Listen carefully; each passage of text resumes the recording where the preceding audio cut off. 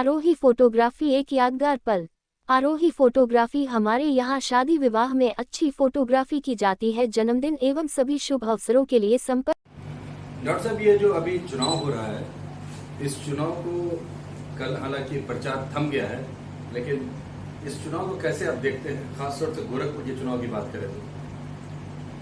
गोरखपुर एक शहर के तौर पे देखें तो गोरखपुर में निश्चित रूप से विकास कार्य बहुत हुए हैं और इस विषय पे शायद गोरखपुर की जनता कभी भी पीछे नहीं हटेगी कि हमारे क्षेत्र का विकास हुआ है। और यह विकास 1984 के बाद से आज तक अनदेखा था। पिछले 6-7 सालों में ऐसा हुआ क्योंकि जो शीर्ष का नेतृत्व है वो गोरखपुर से है, तो गोरखपुर की जनता तो इस क्षेत्र में पूरी तरह से विश्वस्त है कि हाँ, हमारे क्षेत्र का विकास हुआ है और अच्छा खासा विकास हुआ है, जिससे कि लोग उससे संतुष्ट हैं। परंतु विकास का एक पहलू ये भी है कि आज हम वीडियो रहता है, उस सिटी का विकास होता है। हाँ। तो इसमें कौन सी नई बात है?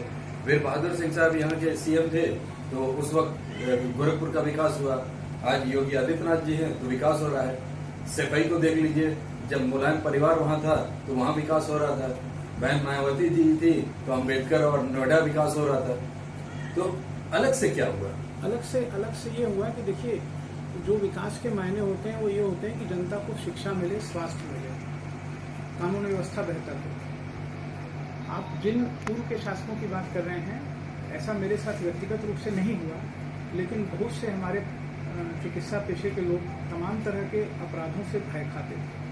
आप पत्रकार हैं तो आपको भली भांति ज्ञात होगा, मुझसे ज़्यादा पता होगा।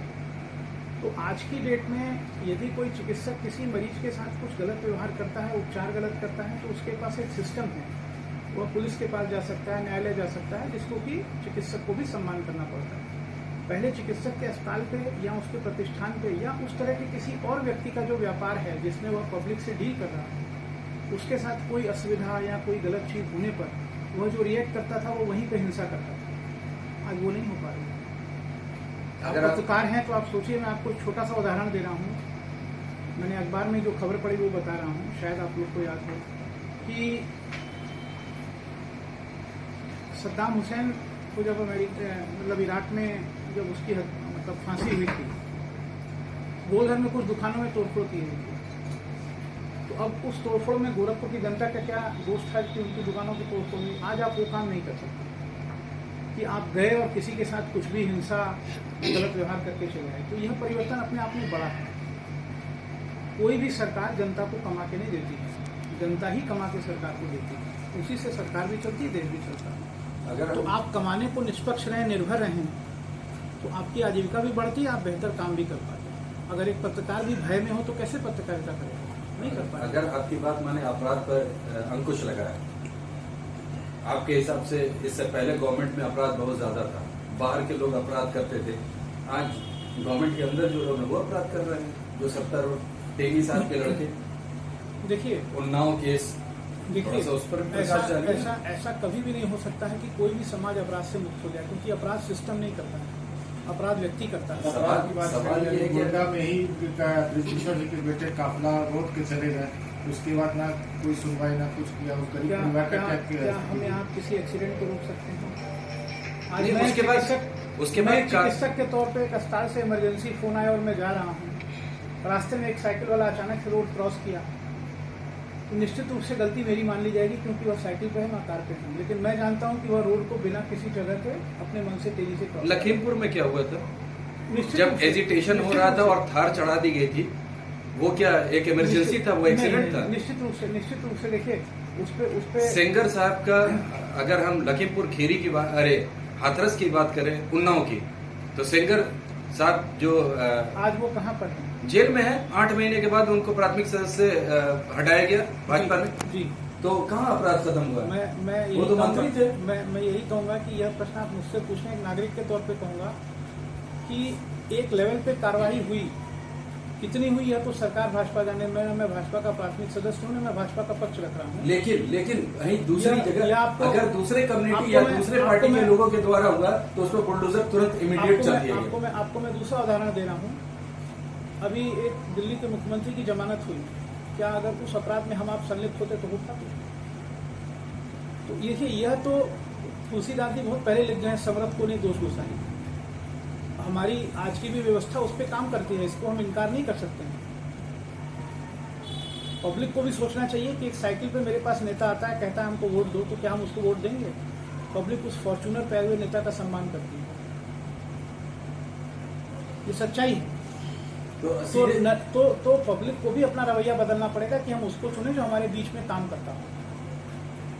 अगर पब्लिक खुद ऐसे प्रत्याशियों के साथ खड़ी हो जाती है जो उनका हनन करते हैं और उनका अपमान करते हैं, तो हम उस पब्लिक को कैसे सही मानेंगे? दृष्टिकोण तो हमें अपना भी बदलना पड़ेगा ना। तो अगर कोई पैराशूट प्रत्याशी है और वो फॉर्च्यूनर से आ रहा है तो उसको वोट दे दिया जाए? देखिए, यह तो तय जनता को करना पड़ेगा। मैं अपने वोट के लिए कह सकता हूं कि हमें देखना होगा मेरा प्रत्याशी मेरे बीच का है कि नहीं। अगर आप इस तरह से सोचते हैं तो मैं आपसे एक छोटा सा प्रश्न करूंगा। हमारे भूतपूर्व प्रधानमंत्री मनमोहन सिंह जी थे, वो आसाम से राज्यसभा के सदस्य, जबकि आसाम में वो कभी रहे नहीं, चुनाव से कुछ दिन पहले वहां के वोटर बनाए गए थे। अब क्या कर लीजिएगा? तो अगर ऐसा सिस्टम कागज देखता है। देखिए, अगर ऐसा कहना है तो नरेंद्र मोदी जी भी तो बनारस में कभी नहीं रहे। वही तो मैं कह रहा हूँ, सिस्टम कागज को देखता है, आपको नहीं देखता है। लेकिन निश्चित रूप से हम गोरखपुर में रह रहे हैं और बनारस हमारे यहाँ से 200 किलोमीटर दूर है।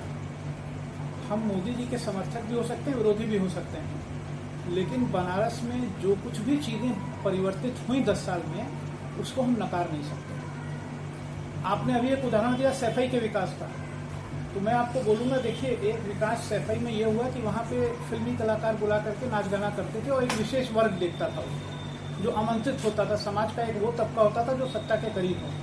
हमारे यहाँ गोरखपुर महोत्सव होता है तो मैं भी फ्री में जाता हूँ, देख के आता हूँ। वहाँ ऐसा नहीं होता है कि मुख्यमंत्री और कुछ अधिकारी बैठे हुए और कुछ नेता बैठे हुए और मैं सिर्फ उन्हीं को देखता हूँ। मुझे जाने के लिए उनकी अनुमति नहीं चाहिए। तो सिस्टम में बहुत से लोग हैं और वो लोग हम ही लोगों के बीच में से जाते हैं। तो अगर हर आदमी ऑनेस्टली काम करेगा तो फिर दिक्कत क्या आएगी? मेरे पास बिजली का बिल आता है, मैं हर महीने जमा कर दूं, समस्या नहीं आएगी।